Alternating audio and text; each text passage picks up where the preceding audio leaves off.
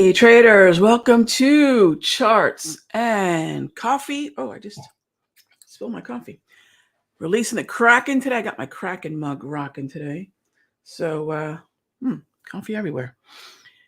Good to see everyone. Happy Friday. It's a bank holiday, so we are expecting lower volume. We're going to be expecting a little bit less attention because of the bank holiday. So ultimately, remember, when you have a bank holiday, it's not that, the equity markets are necessarily going to be closed, or the futures markets for that matter, or treasuries.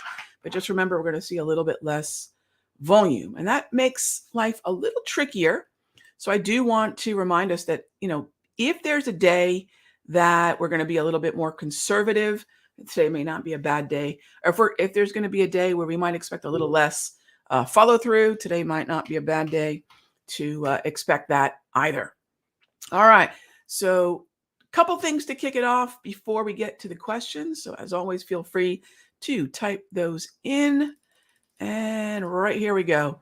Friday, what do we have coming up today other than the bank holiday? We have preliminary University of Michigan consumer sentiment, red hot zone, 10 a.m. So that means after the clearing range, after we get the first 30 minutes of trading under our belt, boom, we're going to get this high impact, high volatility scheduled event. So heads up for that. That could be the reason we get some breaches on the morning range or a pullback for that matter. So let's use that time as a catalyst for the kind of movement. And hopefully it's going to give us an opportunity to put some trades in this morning as day traders. All right, so let's get to it. Let's just get to the questions. And I'm going to kick it off here with a question from our trading room. Sean asked, "Can you take a look at the XBI?" Sure. So I'm taking a look at XBI.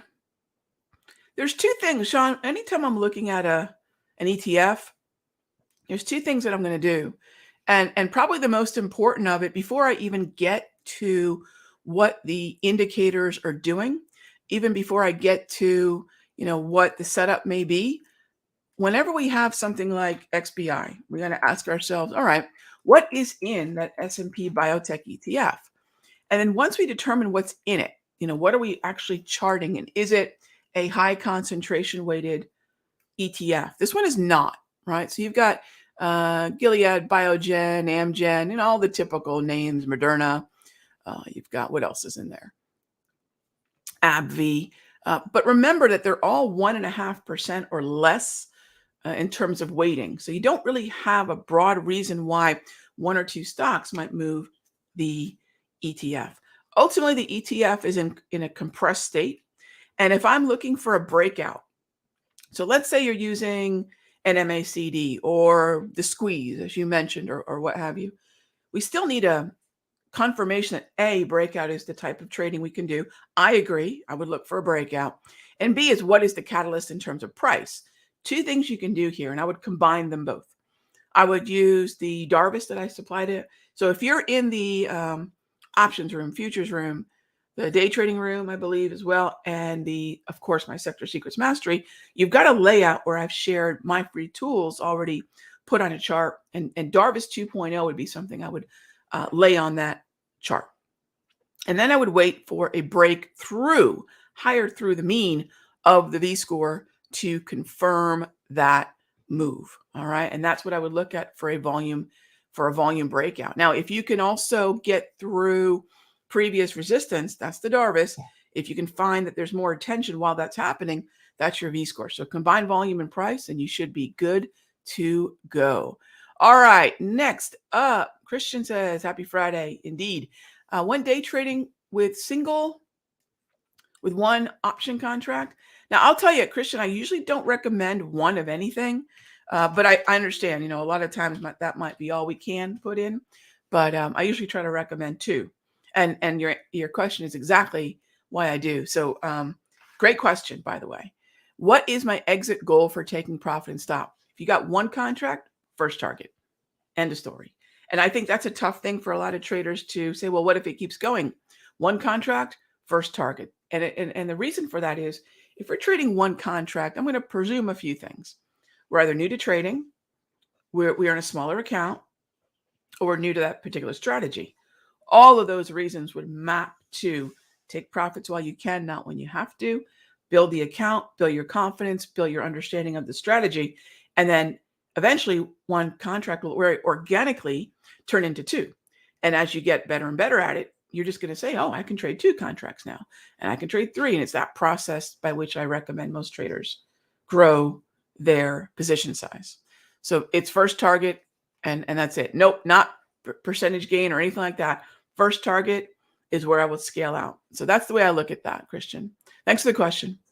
ZB short on the daily. Yeah, I put that together in a video yesterday, group. So you might want to check that out on the Simpler Trading Free video. Yeah, it was exactly what I was looking at. So what are we looking at for that opportunity? And it's a trend, right?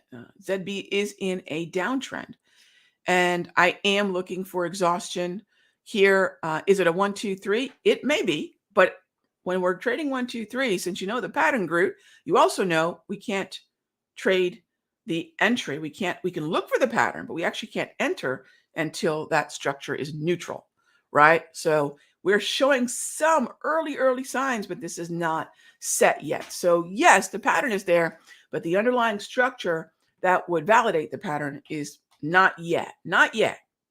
All right. Next up, Meta, a short on the daily. I would stick to the short side. What would I look for? Well, why would I stick to the short side to begin with? Let me grab my drawing tools. And this is how I measure the market. And this is how we stay on process. Downtrend. Yep. Where's my resistance? Just below the -1 standard deviation. Closing in on that, aren't we? All right. What else? Price-wise. Cruising on up into the 21 exponential as well as the 34 EMA wave. Up into that 120 area. I would love to see something in that 120 area inside the wave. That would be fantastic. But yes, I'm an absolute fan of a trade to the short side on Meta. A lot of folks have asked me, Rag, at what point can we start to buy Meta longer term? I do not have the structure, gang. I will not buy. Very rarely will I take a downtrend and try to set up a buy. What I'll do is say the market's telling us the path of least resistance is lower. And that's the direction that I will take it. And by the way, gang, it doesn't matter if it's a 5-minute chart or a daily time frame or a weekly time frame. It's the same thing. All right, next up, QCOM. Hey there, Scott. Looks like short the rip on Qualcomm. You know, it's not the same quality downtrend as Meta. However, to your point, yes, it lost its downtrend for a little bit, regained it, path of least resistance to the downside, -1 standard deviation, resistance at, I would say your resistance is going to come in somewhere in this Darvas area. Resistance here, resistance here. Let me show you where the -1 standard deviation price would be. So I'll use the V-score bands for that on Qualcomm. And that is sitting at, oh, wow, a little bit higher than I thought.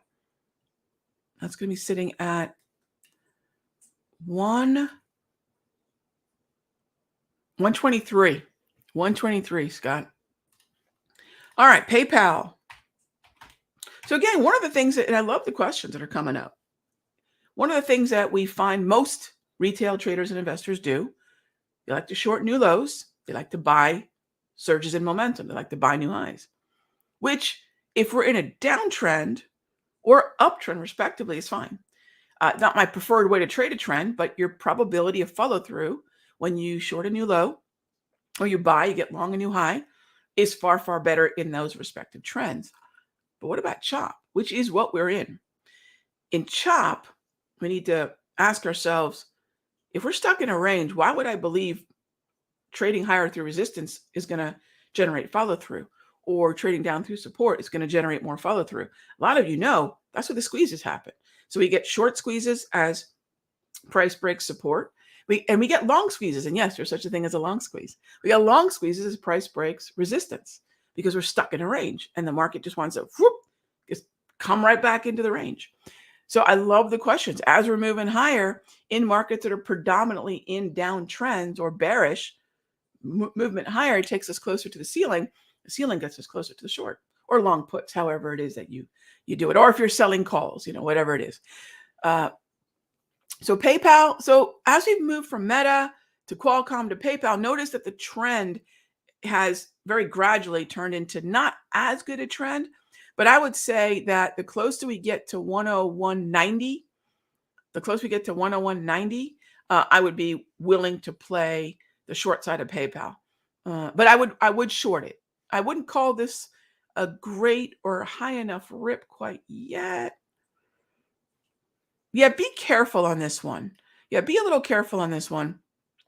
Maybe an aggro position closer to 90, but I agree with the short side. I do agree with the short side.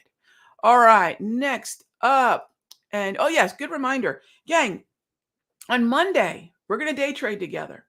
And that means on Monday, 9:20 a.m. until 11:30 a.m., we are going to be day trading as the first of 4 live trading days following my volume decoded class, which I loved doing. A lot of traders said, Rag, that's the setup, structure, volume, price, and we're going to show how that works on weekly time frames, daily time frames, and 5-minute day trading. The day trading session is on Monday. If you haven't joined me yet, it's only Thursday. You've got it's only Friday. Sorry, don't even know what day of the week it is. It's only Friday. So you've got today, Saturday, Sunday to review the class and the follow up to the class Q&A, and join me Monday with the tools. And the cool thing about live trading after a class is we have the luxury of a smaller group, and we have the luxury of being a little bit more instructional about not just the what and the how, but even a little bit of the why. So a lot of folks do like the live trading around classes because it's still very instructional in that regard. So I'm looking really forward to that. Yeah, for sure. All right. So PayPal, I'd be a little careful with. And this is where, gang, sometimes what we trade is more important than how we trade it. You might say, wait a minute, Rog, what? Let's talk about the last 3 symbols. If I look at Meta, Qualcomm, and PayPal, are they all of equal quality in terms of structure? No. They should not all be of equal consideration in our on our watch list either, right? And so keep that in mind. We're not over bought on PayPal either, but another thing I'd recommend looking at with PayPal is the 50% on the slow stochastic, that halfway mark on the slow stow. All right, what's in the mug today, Gavin? Today I have I'm trying to remember my taste. Oh, Stumptown. I got some Stumptown Holler Mount. No. Stumptown Hairbender. Stumptown Hairbender in the mug. All right. Dustin asks, what do I see on EEM? Could it be a decent resistance level pre-market? Well, I won't recommend most traders trade stocks pre-market or even post, to be quite frank. However, I agree with the resistance, Dustin. Yeah, and you may not be looking to trade it pre-market, but I agree with the resistance. Yeah, I absolutely agree with that. So why? Neutral market, beautiful that the trend that preceded was down.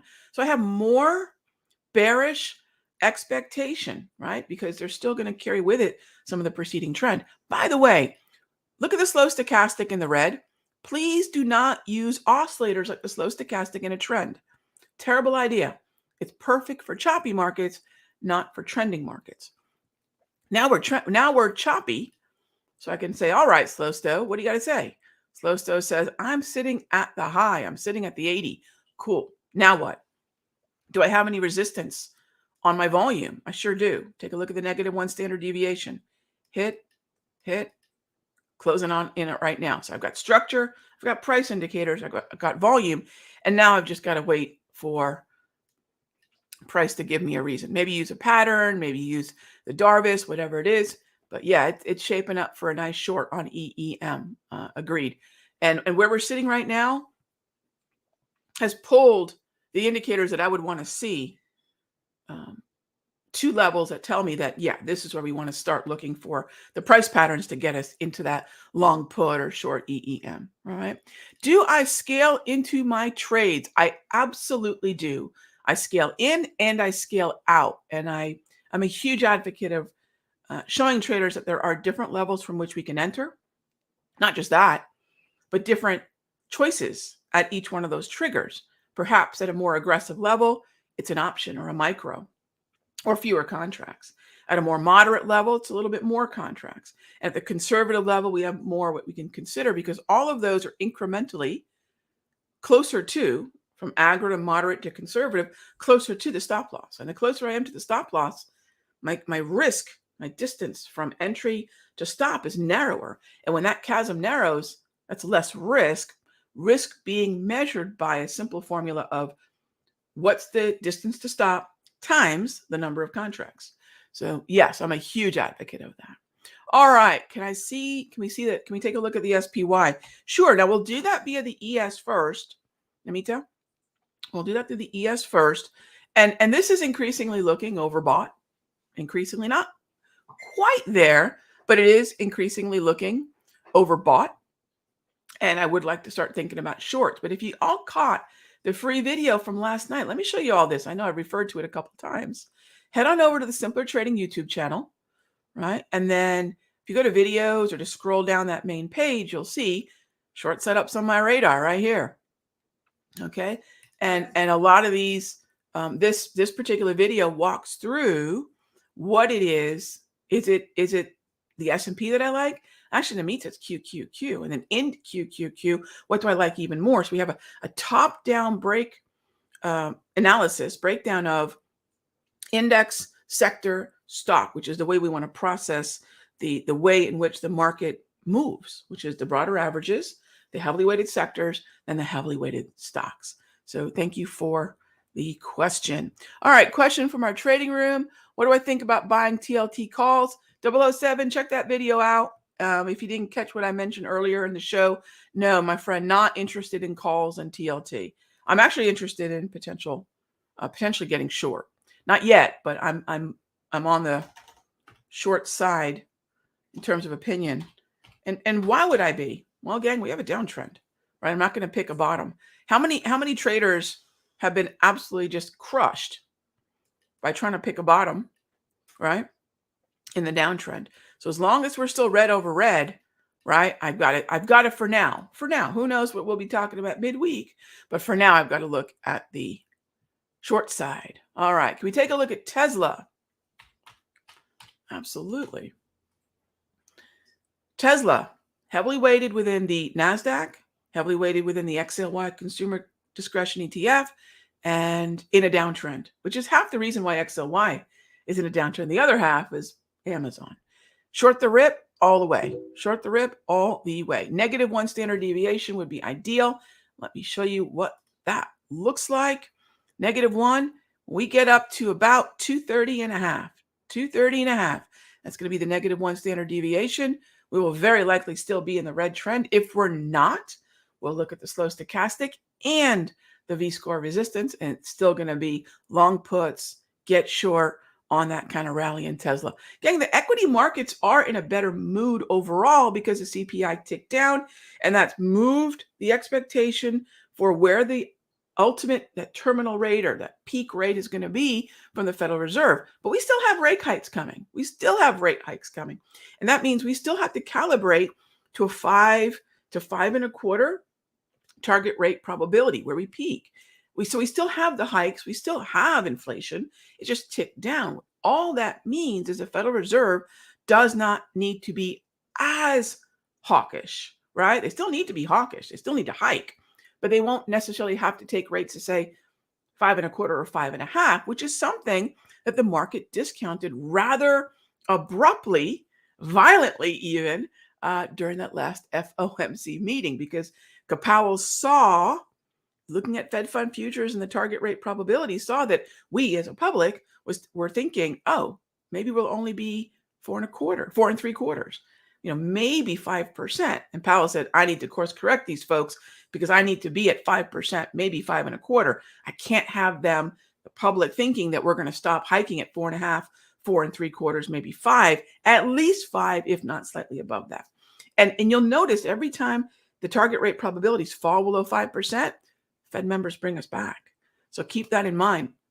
But we don't need to be as hawkish as M2 money supply printing is reducing as are hiking rates. We see the CPI, which is the most laggy of all the things that we're measuring the economy by. It's going to trail M2 money by about a year. The direction will be there, but it's a very laggy read on all the actions that they're taking. They know this. I think the more we as a public know this, there's going to be more stability. All right, gang, as always, thank you so much for being a part of Charts and Coffee. I'll try not to spill coffee all over myself again. Have a wonderful Friday. Remember, it's a bank holiday. Sector Secrets, folks, I will see you all in the room shortly. Everyone else, if you took Volume Decoded, remember, if you signed up for live trading, Monday, looking forward to it. If you haven't yet, not too late, simplertrading.com/volume. Be good to each other, gang. I'll talk with you soon.